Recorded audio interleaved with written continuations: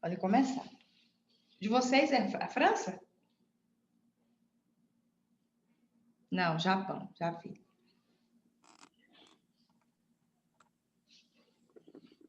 Letícia, gostei, viu? Konnichiwa, Nissan. Em português significa oi, pessoal. Tudo bem, pessoal? Vamos lá. Me ouvem bem? Sim, pode começar. Ok. Bom dia, pessoal. O nosso grupo ele é composto por mim, Letícia, Carla e Isabela. Escolhemos o Japão. Primeiro, eu quero falar um pouco sobre as nossas vestimentas. Escolhemos a moda moderna do Japão, porque é a tradicional hoje em dia no Japão. Então, vou começar a apresentar nosso trabalho. Primeiramente, eu vou falar sobre o cumprimento japonês, que é a reverência oriental, que é o Odiji, que é um arco, uma posição de arco, no qual significa respeito, gratidão, submissão e perdão. Normalmente, ela é feita pelos mais jovens para demonstrar respeito aos mais velhos. É algo que é bem presente lá. Porém, ela tem várias formas e vários jeitos de fazer, que são o keirei, o kirei, esse já não é mais usado mais, porque ele é muito antigo, o izaku, saikirei e o doguesa. O doguesa também ele não é muito utilizado em tempos modernos. Os valores japoneses, que são bem importantes para falarmos um pouco sobre os direitos humanos, dos principais são a união, a solidariedade, o respeito, a tradição e a hierarquia. A bandeira japonesa ela é somente duas cores, a branca, que ela significa pureza, e o vermelho, que significa a sinceridade e a paixão. Sobre o círculo que existe ao centro da bandeira, ele tem dois importantes significados que se dividem entre os povos japoneses. Um deles é que, para os japoneses, aquele círculo ele significa o sol. Eles têm até uma frase sobre isso, que é lugar onde nasce, onde a vida mesmo provém. E o outro ponto de vista é sobre que esse círculo ele vai remeter a uma deusa, a deusa Amaterasu. E o significado principal, como representação dessa bandeira, é que a bandeira ela tem representado a fonte de vida japonesa, o país e o imperador. O nome da bandeira oficial é Nisouki, só que popularmente ela tem um nome diferente, que é o Hinomaru. Como estudamos esse semestre sobre o universalismo e o relativismo, em países asiáticos, assim como no Japão, lá se discute muito a questão do relativismo cultural devido às suas tradições, por serem tradições bem diferentes das ocidentais. E o que eu achei interessante é que, pela a sociedade estar acima do indivíduo, eles olham para o direito humano através do relativismo. E uma frase interessante que eu encontrei é que, para eles, os direitos humanos apenas se geram males humanos contra a sociedade. Adotando, assim, então, a teoria do Confúcio, no qual a autoridade estatal está acima. Sobre a monarquia, lá é uma monarquia parlamentarista, no qual o imperador, escolhido em 2019, quer dizer, desculpe, é Naruhito, e o primeiro-ministro ele foi nomeado, escolhido em 2020, que é o Yoshihide Suga. Uma curiosidade que eu achei importante trazer para vocês sobre o Japão é que imigrantes japoneses e descendentes, eles não são considerados japoneses natos, eles são conhecidos como os Nikkeis. E os brasileiros descendentes de japoneses, então, eles têm um nome como Nikkeis brasileiros.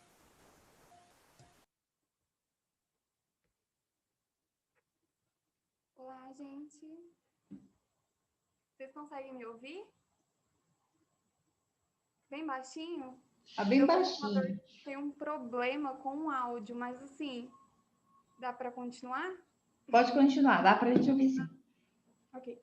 Então, reforçando o que a Letícia acabou de dizer, e relacionando os aspectos culturais com como os japoneses tratam os direitos e as normas, quero começar dizendo que o Japão ele é localizado no leste do continente asiático, sendo considerado uma grande potência econômica no desenvolvimento científico e na educação.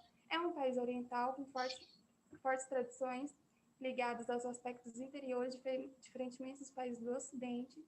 Ele possui um sistema híbrido, ou seja, um direito pautado tanto no romano-germânico como no anglo-saxônico. Eles possuem também uma Constituição de 1947, que foi influenciada pela Declaração de Independência dos Estados Unidos, a qual preza pela soberania popular, a separação dos poderes e os direitos humanos. Bem, outro importante fator a ser relatado é que, como o Japão fez parte da Primeira e da Segunda Guerra Mundial, ele fez parte também do quadro e assinou o Tratado de Versalhes, que pôs fim à Primeira Guerra Mundial e tinha como intuito a paz. Já em 1933, ele saiu da Liga das Nações Unidas e, em 1956, ele ingressou na Organização das Nações Unidas com o intuito de cooperação internacional e resolução pacífica dos conflitos.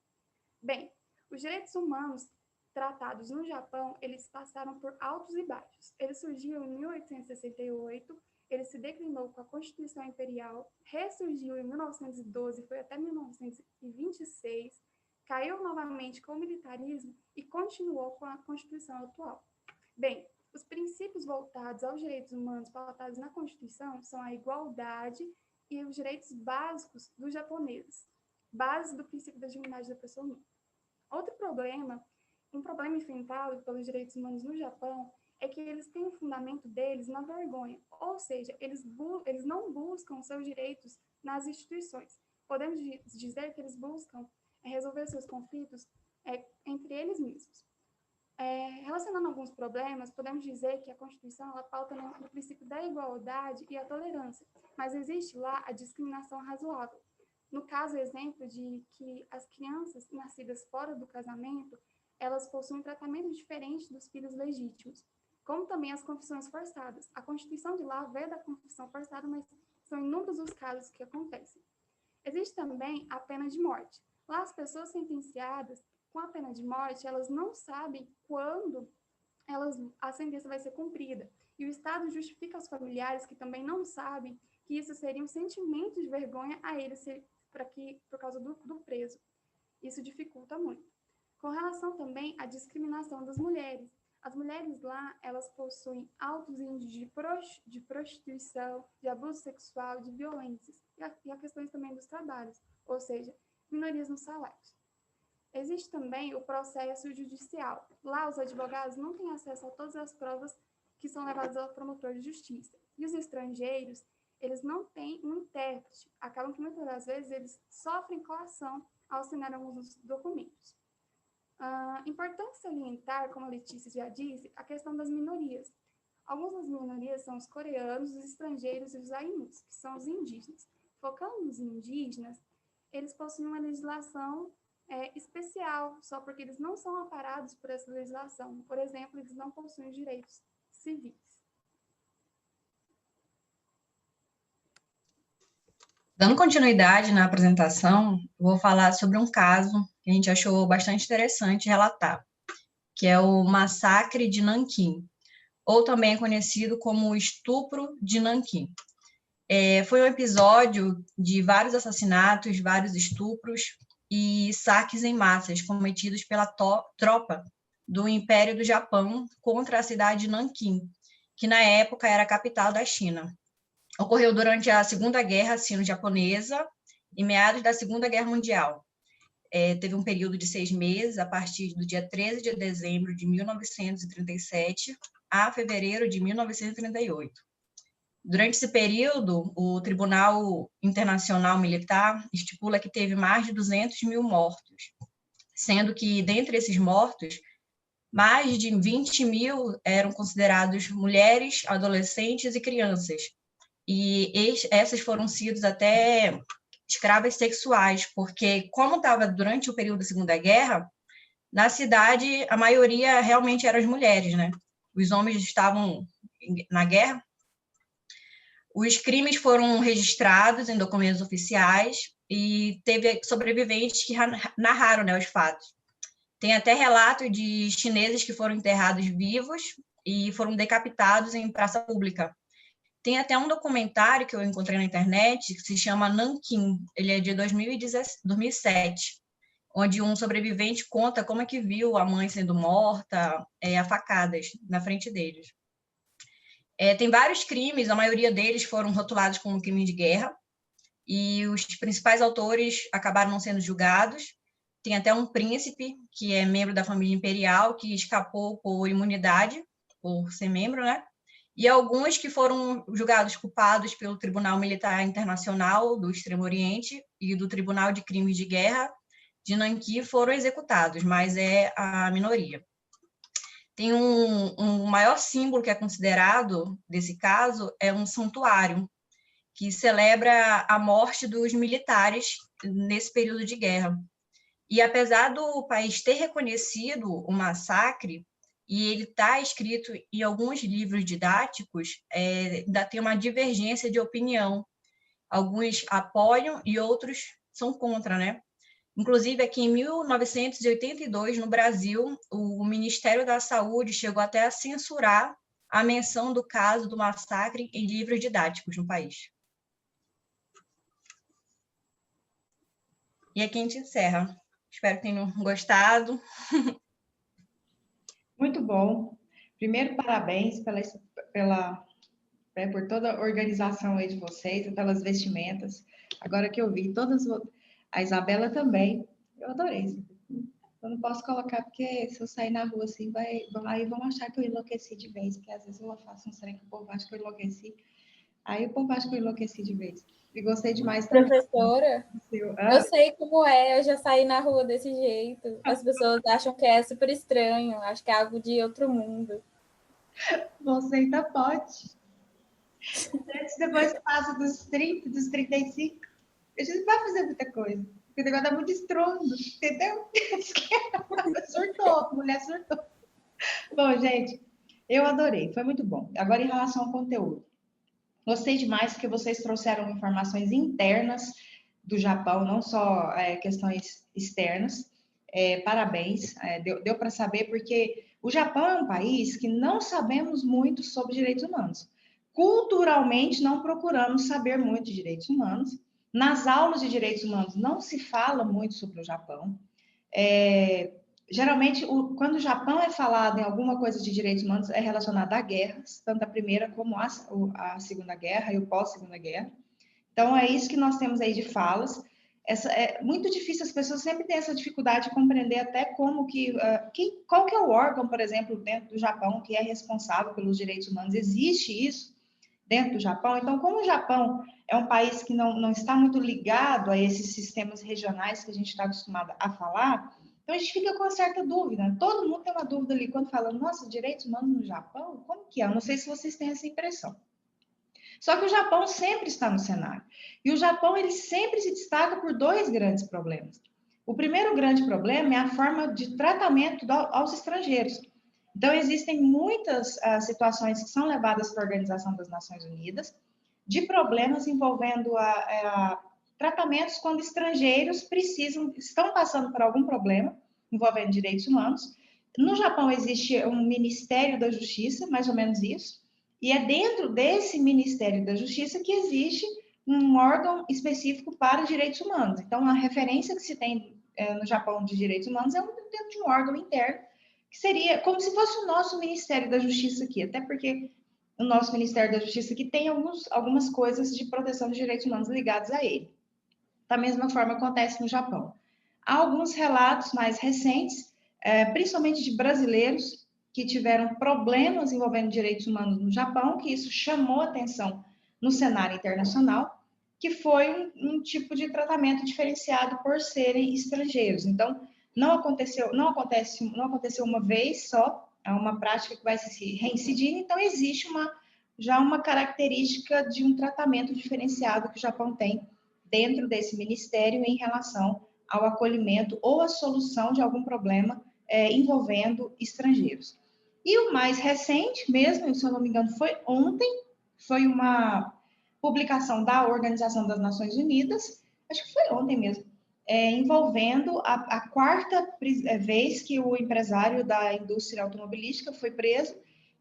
Na verdade, não pelos motivos, mais uma vez eu vou repetir, mas sim pelas formas, porque não está sendo garantido, para todo mundo se garante a presença de 1, 2 ou 3 advogados, um problema de comunicação consular também, que a gente já falou sobre isso, e para ele foi muito restrito, então você pode ter só um advogado, e até agora as embaixadas não estão conseguindo ter acesso a esse processo, então está tendo uma certa dificuldade que chamou a atenção da ONU, e a ONU agora veio e chamou a atenção da sociedade internacional de que está acontecendo algo envolvendo violação de direitos processuais, direitos humanos processuais em relação a esse caso. É o caso mais recente que eu tenho aqui para vocês, foi só para dar aí o andamento no que foi brilhantemente falado pela Isabela, pela Carla e pela Letícia. Então, excelente, parabéns, obrigada, arigatou.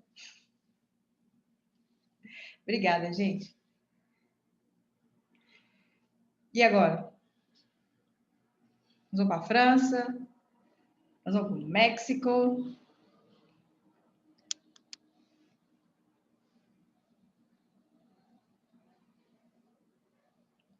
Cadê os franceses? Vamos para o México, então, Ana Paula.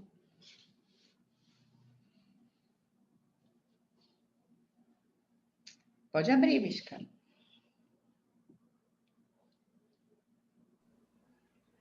Bom dia. Bom dia, tudo bem, Cauane? Estou bem. Então, a gente vai falar sobre os direitos humanos no México. O meu grupo é composto por mim, Cauane, Ana Paula e a Bia, que hoje não pôde estar presente, a Beatriz. Eu trouxe alguns dados e estatísticas sobre o México e vou estar falando aqui para vocês. Eu achei uma entrevista de 2014 que fala que a impunidade, a corrupção e a infiltração do narcotráfico em instituições de segurança pública são vistas diariamente no cotidiano, dentro do país. Mais de 80 mil pessoas já foram assassinadas no México e 22 mil estão desaparecidas desde o início da presidência de Calderón. Felipe Calderón teve um mandato de 2006 a 2012 e no outro mandato seguinte, que é de Henrique Nieto, eles tiveram as mesmas práticas, as mesmas atitudes no que diz respeito às violações dos direitos humanos. Em 2015, também achei uma entrevista ao Globo de José Guevara, que ele faz parte da Comissão Mexicana de Promoções e Defesa dos Direitos Humanos. Ele faz uma crítica sobre a política de segurança do governo e denuncia a prática sistemática de torturas no país. Na entrevista, ele é perguntado como ele avalia o México, e ele fala que o México é um dos países que mais viola os direitos humanos na região, levando em consideração Guatemala, Honduras, Colômbia e o Brasil. Lá ele também fala sobre as estatísticas de tortura e maus tratos. É difícil ter apenas em números, porque apenas 5% dos crimes cometidos em todo o país, inclusive homicídios, são denunciados, mas é possível ter uma ideia da dimensão do problema. Foi registrada uma explosão de queixas de torturas e maus tratos a partir de 2007, ano que receberam 320 denúncias. Em 2011 foram 2.020 denúncias e em 2012 foram 2.113 queixas.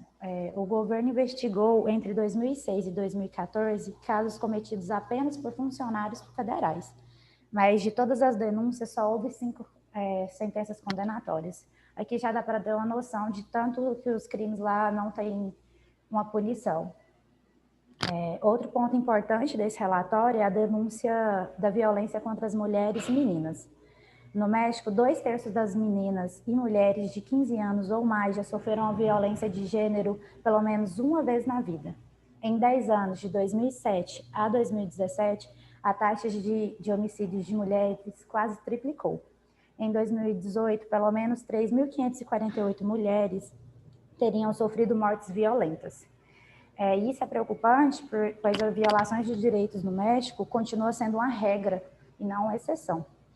E em 2020, mais de 290 mil pessoas foram assassinadas no México, segundo dados oficiais. A América Latina também é uma região mais desigual do mundo, e isso pode agravar o problema de violência. Os países com maior desigualdade de renda são mais propensos a ter taxas mais altas de homicídio do que países com menor desigualdade, segundo a ONU. Outra pesquisa também sobre a ONU fala que o crime organizado é responsável por ter um número maior de mortes, similar ao gerado por conflitos armados no resto do mundo. Outro problema também no México é os cartéis, que exercem controle efetivo sobre a parte do território e têm influência. Eles fazem execução em massa dos imigrantes e os desaparecimentos de dezenas de pessoas são episódios que pertencem ao cotidiano de um país marcado pela violência extrema e pela incapacidade do Estado de oferecer segurança aos seus cidadãos. E o segundo relatório, os governos municipais foram cúmplices de graves violências dos direitos humanos. Eles acabam aceitando propina desses cartéis e acabam sendo cúmplices deles. Agora a Ana Paula vai trazer mais um caso para a gente. Oi, bom dia. Não estranho que eu estou de preto, porque eu estou em manifesto, estou em protesto. Eu vou falar sobre o massacre de Iguala, que aconteceu dia 26 de setembro de 2014, quando 43 alunos da escola desapareceram na cidade de Iguala, no México. De acordo com os relatos, os estudantes tinham ido a Iguala, no México, neste dia, para realizar um protesto, e que consideravam prática de contratação e financiamento discriminatório por parte do governo. E no caminho, a polícia localizou e interceptou o grupo e um confronto seguiu. Detalhes do que aconteceu antes e depois permanecem obscuros, mas a investigação alega que os alunos estavam na prisão e que eles foram sequestrados por policiais e mortos por membros do quartel do narcotráfico e que são chamados de Guerreiros Unidos.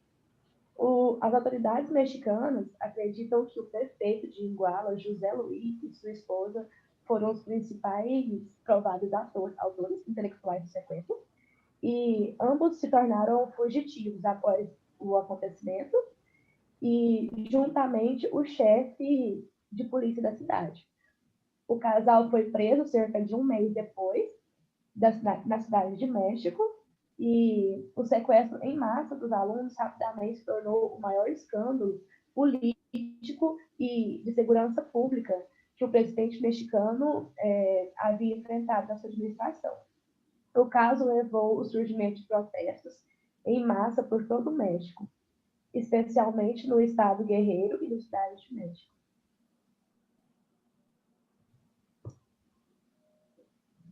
Pronto. A Bia não pôde estar aqui hoje, nosso trabalho é esse.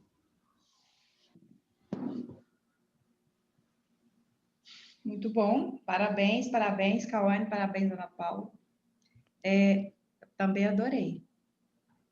Só desafio você, Ana Paula, sair assim hoje na rua. Se o Storm me marcar ainda. Ficou ótimo, gente. Como eu falo, essas informações envolvendo os países. Cauane, eu sabia que quem fosse começar falaria alguma coisa envolvendo o narcotráfico, né? Porque o México é igual quando vai falar sobre a direitos humanos na Colômbia. Sempre que começa a falar da Colômbia, traz alguma coisa envolvendo o narcotráfico.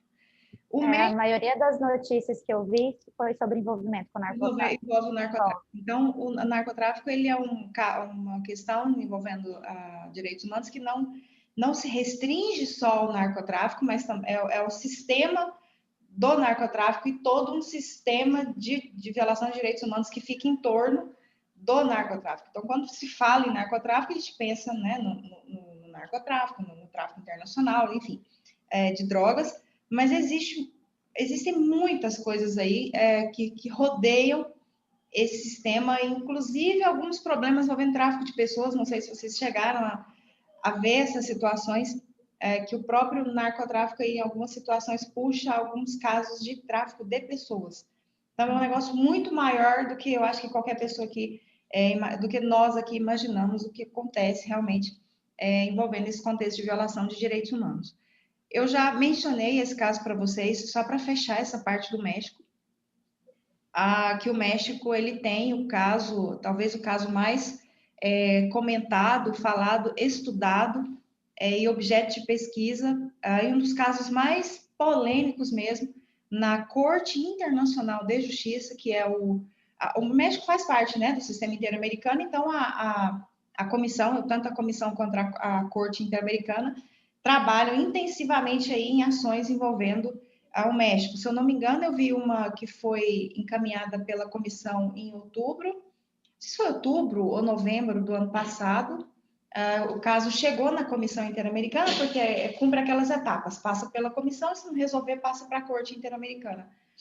Teve um caso de morte de 2 ativistas de direitos humanos no México, em manifestações. Eles eram conhecidos por serem ativistas de direitos humanos dentro do México, e eles foram mortos.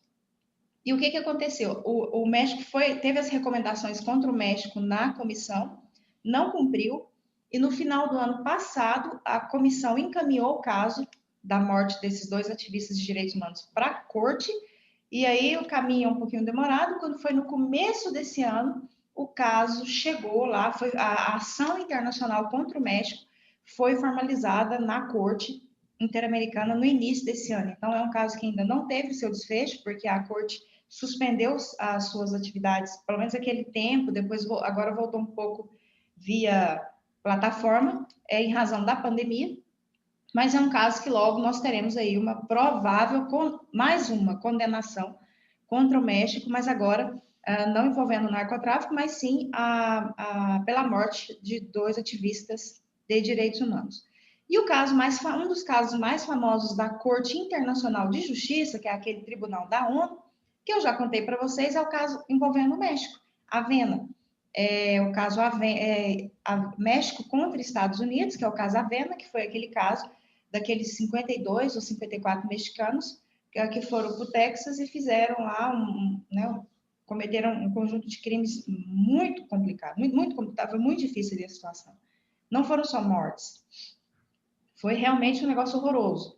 E existe a pena de morte, foi aquela situação de que os Estados Unidos não fez a comunicação ao consulado e o processo seguiu sem a assistência consular prevista na Convenção de Viena para assuntos consulares, e os Estados Unidos foi condenado, né? E acabou que eles conseguiram ali não modificar as sentenças, porque não é esse o objetivo, tirar a pena de morte, mas sim garantir a assistência consular, mas não se repetiu muito o erro do caso Lagran, que é um caso muito semelhante, que tinha acontecido alguns anos atrás, envolvendo aqueles 2 irmãos da Alemanha que cometeram lá o latrocínio com o gerente daquele banco.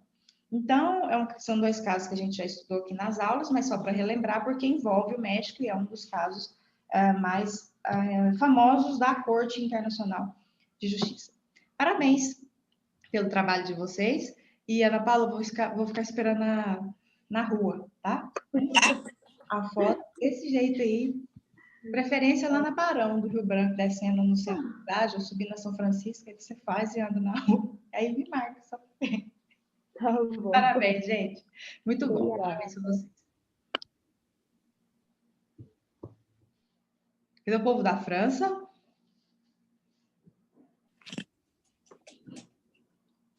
Bonjour, Ana Vitória. Bonjour, Beatriz.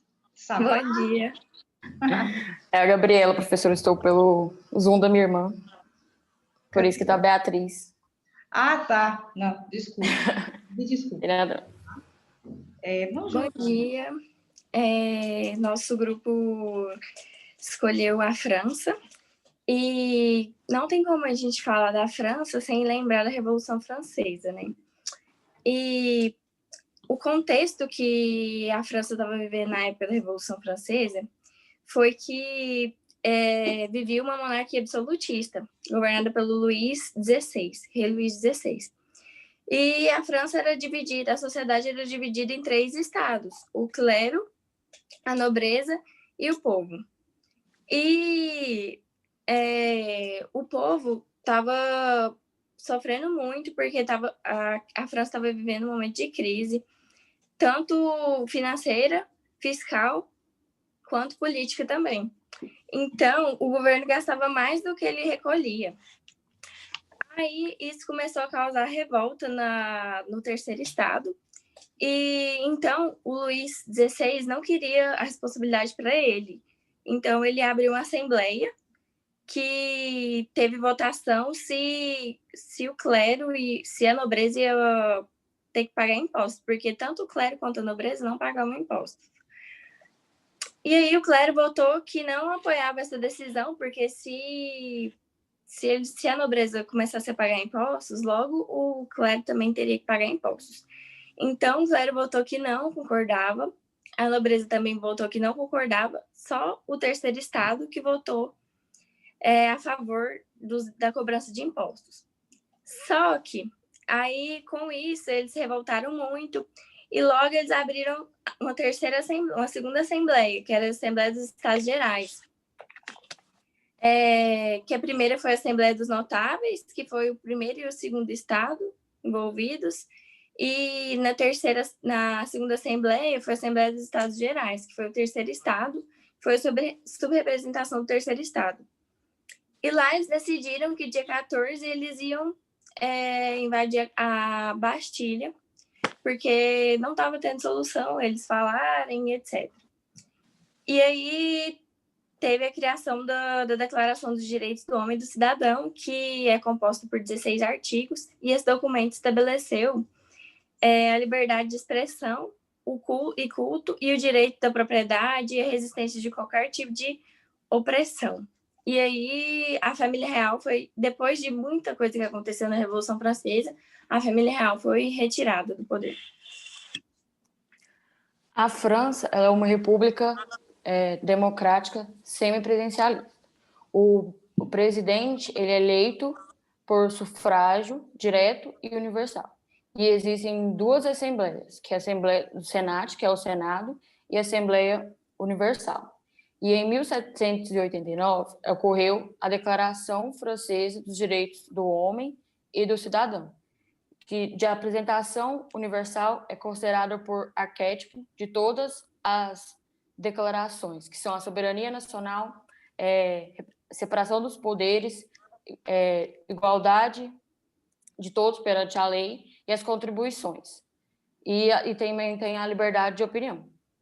A República Francesa é um membro fundador da Organização das Nações Unidas e um dos 5 membros permanentes do Conselho de Segurança da ONU. A França é um dos membros também fundadores da União Europeia e tem a maior área entre todos os membros, que também é um membro fundador da francofonia.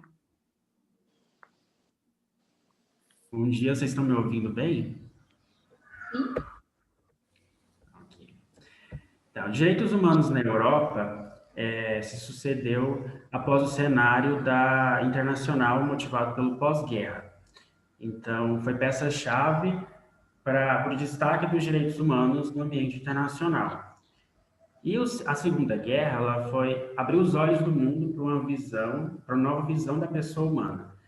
E aí houve a necessidade de estabelecer esses direitos fundamentais, com a criação da Declaração Universal dos Direitos Humanos, em 1948, que serviu de base para o desenvolvimento das diretrizes que iam ser formuladas no Conselho Europeu e, posteriormente, também na Convenção Europeia de Direitos Humanos, em 1950. E falando sobre direitos humanos, a gente entra no conceito de relativismo cultural. Cada cultura é relativa a si mesma. Então, não há o que se falar, não existe um critério absoluto para analisar, para organizar ou simplesmente julgar diferentes culturas existentes no mundo. E aí a gente entra no contexto dos direitos humanos na França. A França é um país que recebe uma grande quantidade de imigrantes no país. E desde o cenário pós-guerra até hoje, ela vem sofrendo modificações na sua política de nacionalidade devido a essa grande demanda de imigrantes no país, né? Inclusive, até hoje, 4 meses atrás, ela foi condenada pela Corte Europeia de Direitos Humanos e pelo fato do tratamento desumano e degradante que os imigrantes são submetidos no seu país. E aí se torna uma grande problemática no país, apesar de haver várias reformas nessa política de nacionalidade. E aí a gente, falando sobre essa questão dos imigrantes, grande quantidade desses imigrantes são muçulmanos, seguidores do islamismo. E a gente entra na questão das mulheres que fazem uso de vestimentas, né? O uso do véu, da burca e do niqab. Essas vestimentas são elementos religiosos, culturais, políticos e importantíssimos para os seguidores do islamismo. Então, meio que é uma representação da vida religiosa pura das mulheres e é uma representação de viver a fé islâmica, de demonstrar respeito e uma forma de inclusão também na sua comunidade, né, que é o islamismo. E aí, temos alguns casos, né, sobre essa questão da burca e do véu na França. A gente entra numa questão bastante delicada pelo fato da França, em abril de 2011, aprovar uma lei que proíbe o uso dessas vestimentas em locais públicos e instituições de ensino dentro do seu território. E isso causou um alvoroço danado, um furor de grandes questões, né? Que foi assunto internacional, isso gerou um assunto internacional, até mesmo para os franceses, e foi de grande furor para eles, né? E a gente entra numa questão de 2 casos específicos, existem outros, né? Mas eu peguei 2 específicos para a gente falar sobre. É o caso de 4 meninas francesas residentes na França, Aktas, Birak, Gamaledine e Gazal. Elas estavam estudando no colégio público francês e no primeiro dia de aula elas foram de véu. E aí os diretores do colégio pediram que elas retirassem, né, o véu pelo motivo de estarem infringindo a legislação específica. E aí elas, numa manifestação específica, numa manifestação pacífica, elas não quiseram retirar o véu e os diretores, né, decidiram expulsá-las. Isso porque elas ainda pediram que usasse chapéus, e aí eles não acataram a ideia e simplesmente expulsaram. Posteriormente, elas ingressaram com a ação, foi parar na Corte Europeia de Direitos Humanos, foi julgado pela Corte, né? Elas alegaram que haviam sido violados o artigo 9º e 10º do artigo 14 da Convenção Europeia de Direitos Humanos. E aí, elas, alegando isso, né, falando que isso se tratava exclusivamente do tratamento das diferentes religiões. E aí foi parar na Corte, a Corte apontou que o motivo das meninas terem sido expulsas não estava criando objeção quanto às crenças individuais das mesmas, e inclusive apontou que eram motivos de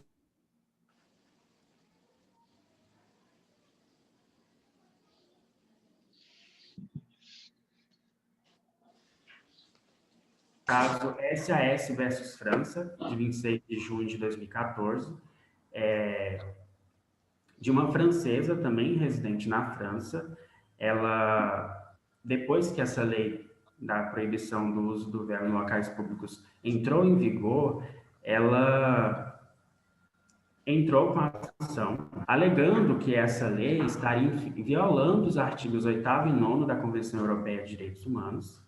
Alegou também que ninguém estava obrigando ela a usar esse tipo de vestimenta, que isso era o uso da burca para ela e do niqab, era em acordância à sua fé religiosa, sua cultura, suas convicções pessoais, e ninguém estaria obrigando ela a usar esse tipo de vestimenta, né?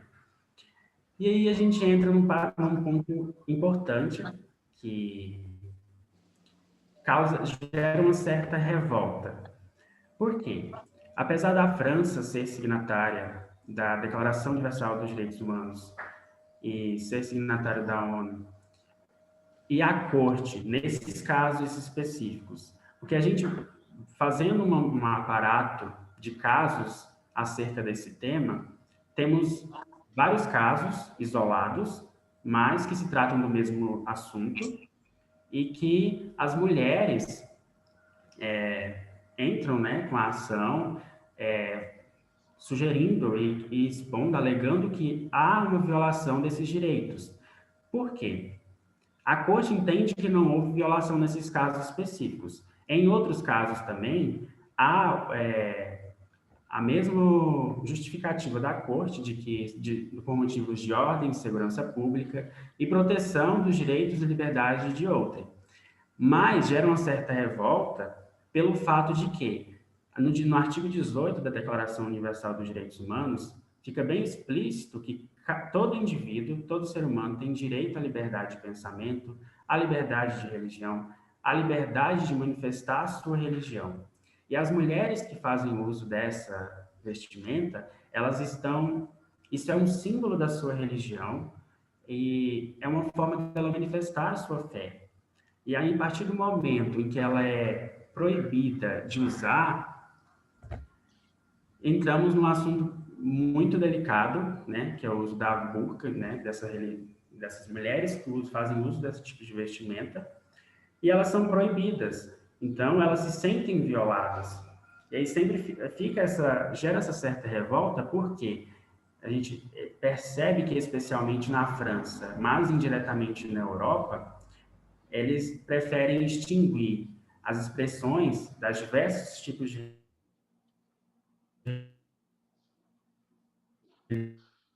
religiões e dos diferentes tipos de manifestações religiosas. E aí fica esse questionamento de tipo, apesar de existir esse artigo 18 da Declaração Universal dos Direitos Humanos, será que as mulheres estão tendo o exercício desse direito, de fato? Esse ponto eu não poderia ter tocado, porque é um assunto da Corte, né? E foi a Corte apontou, deu esse tipo de sentença, alegando que não haveria sido violado nenhum tipo de direito, né? Apesar delas terem alegado os artigos que tinham sido violados. E aí fica isso. É isso, professora. Muito bom. Parabéns para vocês três. Todos, né? Todos estão muito bons. São excelentes. Não foi muito bom. São excelentes apresentações. Vocês estão trazendo, como eu disse, estão indo além.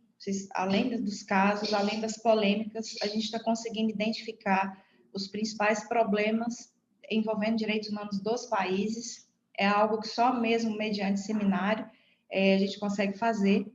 Se a gente for pegar um semestre para falar uma aula de cada país, a gente foge da disciplina que é a direitos humanos. Por isso que eu sempre deixo para o final, e infelizmente não teve como todo mundo poder falar em razão da quantidade de aulas.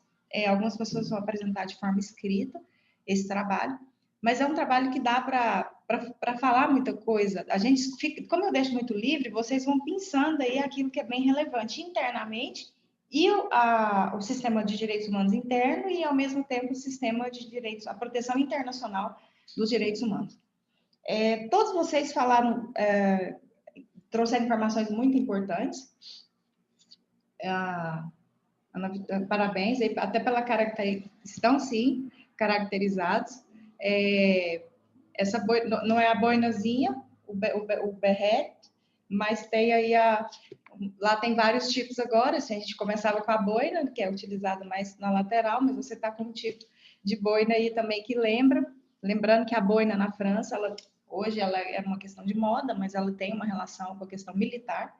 Começou com a questão militar, depois que houve uma transformação para esse uso só, aproveitando a aula para falar um pouco sobre algumas vestimentas, tá? Foi falado aqui, talvez hoje, um dos principais problemas envolvendo... É claro que a França tem todos os tipos de problemas que vocês puderem imaginar dentro da Corte Europeia de Direitos Humanos, todos. Envolvendo a crise migratória, envolvendo o meio ambiente, envolvendo o direito à vida, porque não sei se vocês vão se lembrar, a França foi o primeiro país que foi condenado pela Corte Europeia de Direitos Humanos sobre a questão da eutanásia. A Corte Europeia de Direitos Humanos passou anos em cima do muro. A França tem uma característica do em cima do muro que é impressionante. Historicamente, a França é conhecida como um país meio ali, né, tentando se equilibrar para não desagradar muitas pessoas. E pela primeira vez, se eu não me engano, no ano de 2014, houve uma condenação da França a autorizar uma eutanásia, um país que não permite internamente a eutanásia. Então, foi a primeira vez que a gente viu um embate da França com um sistema internacional. Ela não tinha esse histórico de ter esse embate, mas a França foi tão... Assim, a gente assustou, mas a gente não quer indisposição com nenhum sistema internacional, porque é característico dela não querer essa indisposição. O problema da França não é com o internacional, o problema da França é mais é dentro mesmo. Existe historicamente um problema religioso muito forte dentro da França, de não se aceitar, assim... Nós não podemos generalizar, porque existem momentos históricos. A França tem uma divisão de momentos históricos muito grande. Então, a gente já viu lá atrás um conservadorismo muito grande, muito maior. Hoje não, hoje a gente tem ali, consegue ver várias manifestações religiosas, mas ainda temos um problema muito grave envolvendo o islamismo e a França com o islamismo. Em todas as suas características. Eu sempre conversei com algumas pessoas que não conseguem enxergar a diferença entre o Islã e o Estado Islâmico dentro da França. Parece que tem algumas pessoas que olham que parece que é tudo igual ali. E o negócio...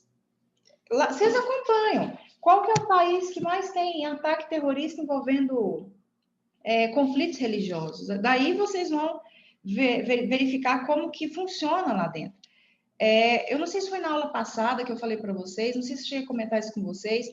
As questões da França, elas não, o que chega para nós aqui é quando explode alguma coisa assim que é imenso. Mas não tem um dia lá dentro da França que não tem um problema envolvendo conflito religioso. Agravou muito depois, mas não foi só a França, que o Vinícius tocou nessa questão do uso do véu islâmico. Existem leis dentro de muitos países, não só na França, mas a França ela é mais rígida em termos de fiscalização, por isso que ela se destaca mais, da proibição do uso da burca em espaços públicos. Até essa menção a essa lei, Vinícius, caiu no exame de ordem uma vez. Todo mundo assustou, porque geralmente o que cai de direitos humanos no exame de ordem são coisas mais locais, envolvendo a Comissão Interamericana, envolvendo a Corte Brasil, enfim, ou algum país da América do Sul, e caiu pela primeira vez ali na prova do exame de ordem essa lei da França que veda o uso, acho que foi pouco depois que ela foi publicada, que veda o uso da burca em locais públicos. Lembrando que a burca é aquele véu islâmico que cobre todo o corpo da mulher, que você não consegue enxergar nem os olhos. Elas usam uma tela, uma telinha para elas poderem enxergar, mas a gente não consegue ver. Elas conseguem ver pela telinha, mas as pessoas assim sem noção, como eu, meio curiosas, às vezes a gente chega perto assim, eu até ficava olhando para tentar chegar perto para ver como é que funcionava. Eu sou super discreta, gente. Eu sou aquela pessoa que não dá para... Sabe aquela pessoa assim que está do lado de vocês, aí vocês falam assim, deixa eu te contar um segredo, não olha agora, olha daqui a pouco. Na hora que só de falar isso, eu já fico assim. Então, eu sou muito expressiva e é muito difícil. Então, às vezes, eu não tenho muita noção mesmo, falta de noção. E assim, eu sempre fui muito curiosa para ver de perto, né? Primeira vez que eu vi, eu ficava assim, tentando olhar, eu falei, será que elas vão achar ruim? Tentando olhar. Consegui ver no dia que eu vi como que a gente é pobre. Porque eu fico olhando, tem tanta gente que acha que é rico no mundo e não é. eu tive uma certeza que eu fico vendo assim, as pessoas humilhando as outras por causa de dinheiro, falando eu sou milionária, eu sou rica. Não, não é. Eu percebi isso um dia que eu saí da faculdade, a pé da minha faculdade dava para ir lá para Champs-Élysées. E eu estava precisando de um batom e de um esmalte. Eu falei, vou entrar aqui nessa loja e vou comprar. Aquela loja que tem aqui no Brasil, que tem coisas muito caras, lá é super barato, que é a Sephora. A Sephora. Tem alguns lugares aqui.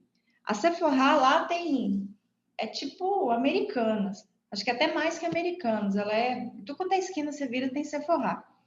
E eu saí lá da faculdade, super tarde lá, só que a Sephora ela fica aberta, acho que eles nem fecham, aquela loja não tem loja, porque tá aberto o tempo inteiro. Tô lá na fila para pagar um batom e um esmalte. E aí vieram algumas muçulmanas, só que elas não estavam usando a burca, elas estavam usando o niqab, não, o hijab. O hijab é o véu islâmico que cobre aqui, cobre o pescoço, mas o rosto delas fica em evidência. Tinha umas usando o niqab ele já tampa aqui o cabelo e deixa o olho, só o olho, não é igual a burca. E umas não, umas tampam o cabelo, o pescoço, colocam aqui, fica meio quadradinho, é um pouquinho diferente do Shaila. Um dia, se vocês tiverem interesse, eu mostro para vocês. Quando eu fui detida lá no aeroporto, confundida com o livro que eu estava segurando, vocês já contei essa história para vocês, falaram que eu estava usando Shaila, porque é o jeito que vocês colocam, que a gente coloca o véu. A gente enrola, cai para cá e cai, a gente joga um pedaço aqui pelo ombro. Eu fui aprendendo isso das piores formas possíveis, tá? E eu tô lá pagando meu batonzinho lá na mão, na fila. Gente, de repente entram as muçulmanas. Lá é muito comum você ver um marido com 4 esposas, 5 esposas e muitos filhos. Eles andam ali, é muito comum, né? Porque é permitido. E ele fica sempre ali por perto e elas ficam todas juntas, unidas, sentadas no restaurante, em algum lugar, e são todas esposas deles. É um homem só e aquele tanto de mulher. E elas ali usando o niqab, elas entraram na loja e de repente vem as 4 com 2 cestas de maquiagem, cada uma segurando. Quando eu olhei aquilo ali, eu falei, alguém vai ter que pagar isso aqui, né? Alguém vai ter que pagar isso aqui. E eu fiquei só observando, eu com meu batonzinho na mão segurando. E elas foram passando, e eu assim, vendo. E eu vendo, passando lá no caixa, quanto que o negócio ia dar.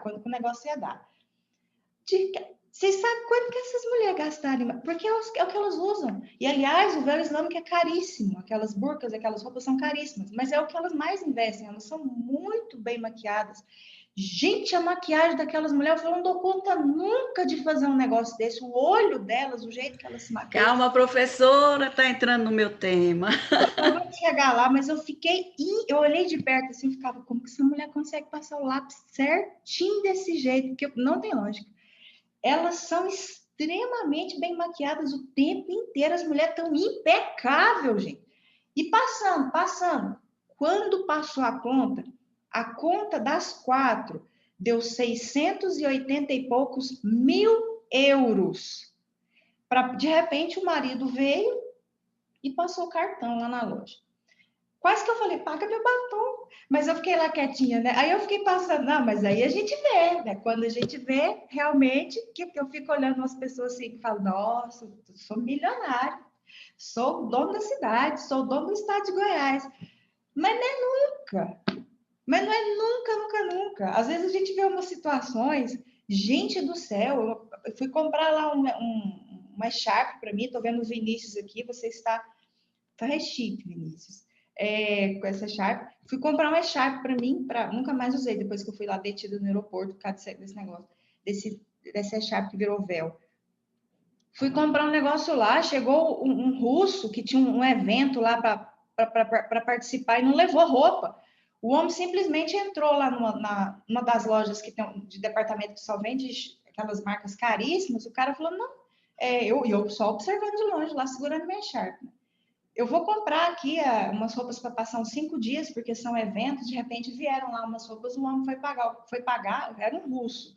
E a conta dele tinha dado quase 1 milhão de euros para pagar. O homem simplesmente virou para um cidadão que estava do lado dele, de repente o outro chega lá com 2 malas de dinheiro, em nota, e pagou. Eu falei, vai passar um cartão, né? Aqui não, pegou bolo e foi colocando na loja, assim, os montes de nota, porque lá tem a nota de 500 euros, acho que até ia sair de circulação, porque essas notas grandes não dá certo em lugar nenhum. Só foi jogando em cima, assim, eu fiquei olhando para minha charca, falei, não, mas eu falo, quando eu vejo um povo que fala assim, eu sou rico, filhota, não é não, meu filho, não é não, não é não, não é de jeito nenhum. Mas vamos lá.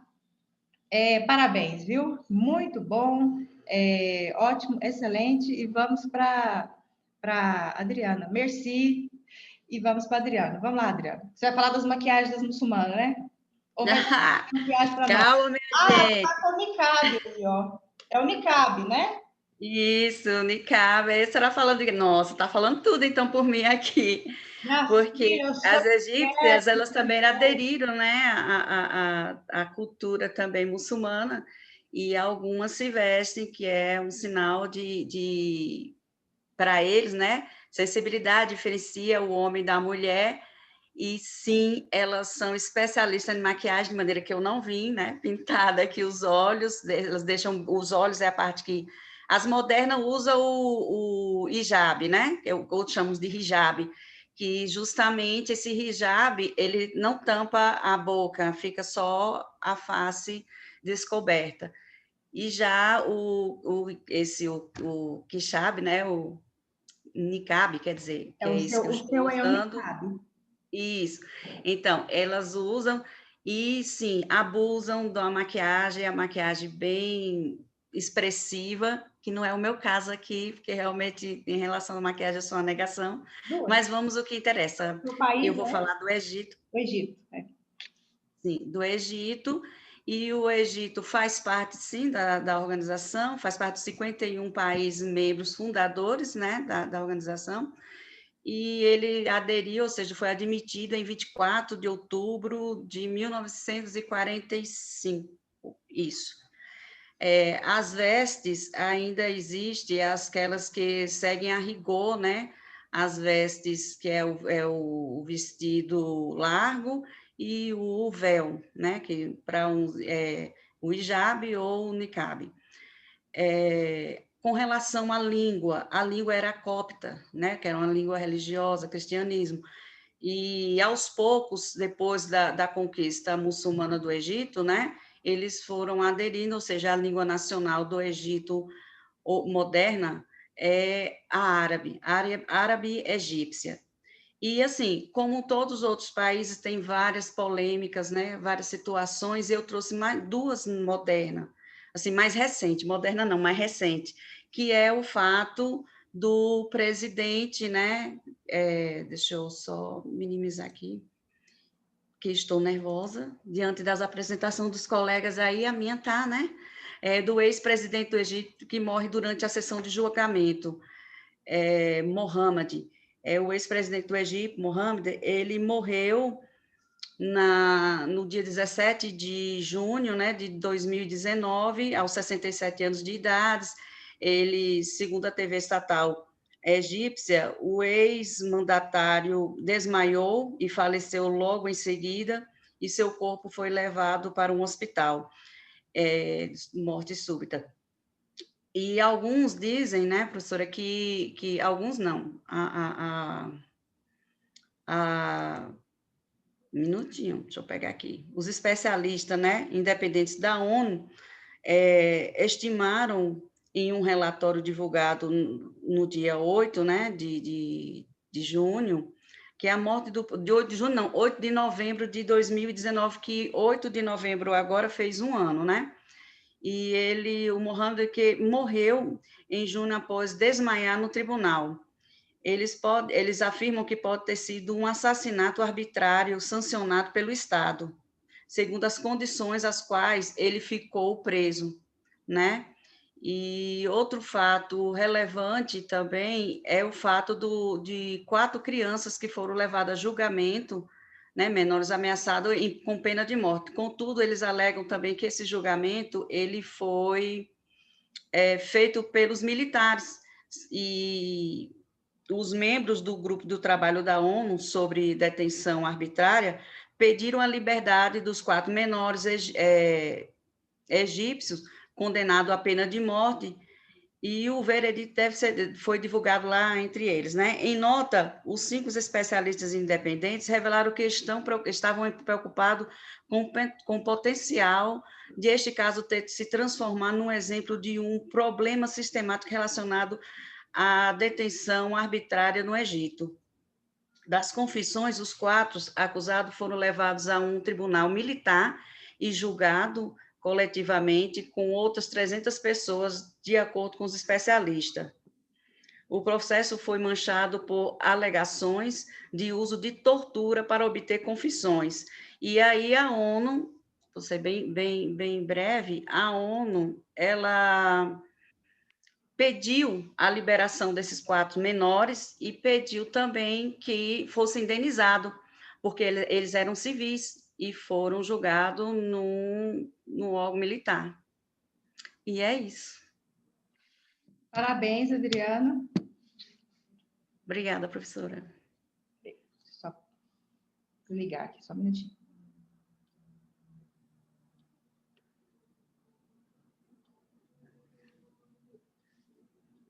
Fiz um breve relato, como era só uma, então, para aqui, só algumas coisas que realmente são mais recentes. O fato dessas 4 crianças julgadas, né, sob pena de morte, esse fato aconteceu agora, em março de 2020. Não, você trouxe informações muito recentes, parabéns. O Egito, o problema do Egito é que, assim, parte dele pega o continente africano, parte pega o continente asiático, né? Apesar de ser uma república árabe, a questão geográfica dele ali pega parte de 2 continentes. E o pior dos problemas é que, o que acontece? Só para a gente fechar essa questão do Egito no sistema de direitos humanos, até por causa do horário, e mais uma vez, parabéns, viu? E parabéns por usar o niqab aí. Obrigada. Se pudesse se vestir em relação ao país.